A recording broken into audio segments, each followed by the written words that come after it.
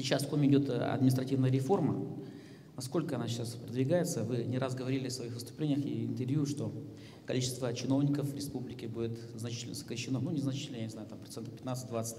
Насколько их стало меньше и как это повлияло на работу госструктур? Спасибо.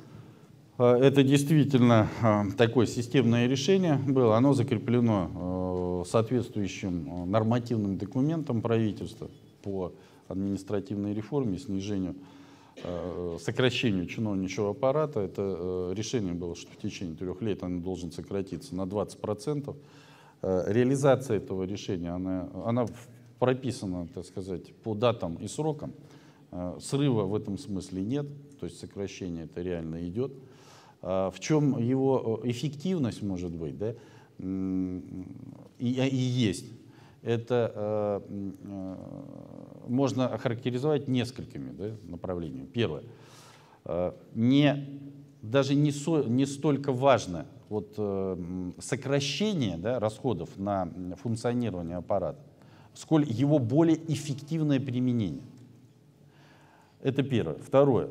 Сокращение чиновничьего аппарата должно сопровождаться одновременной модернизацией, что ли, да, этой работы и, соответственно, вот, реализацией той программы информатизации, ну, так называемого электронного правительства, внедрения в республику, с тем, чтобы быть более доступным и эффективным во взаимодействии с потребителями этих услуг государственных.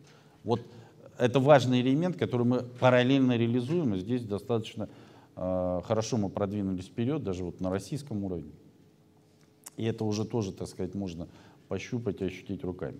Но и третий элемент, который тоже, собственно, никто не отменял, это та экономия средств, которая идет от такой проводимой работы по сокращению аппарата, которая дает возможность их перераспределить на решение каких-то других задач, связанных, ну, в первую очередь, там, с социальными какими-то проблемами в республике или муниципалитете.